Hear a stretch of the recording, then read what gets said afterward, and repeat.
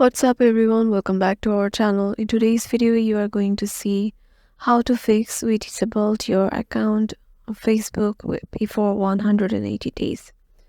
So let's get right into it.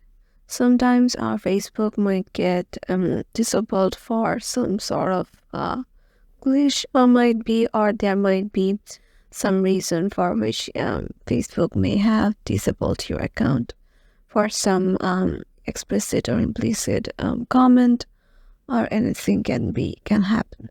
So if this sort of thing happens, Facebook does this for 180 days straight, and if we want our Facebook back, all you can do is head over to our browser and search for Facebook Help Center.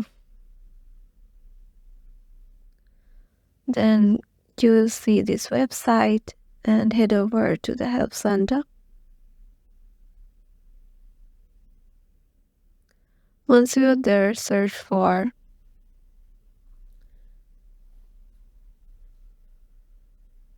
Recover Disabled Account,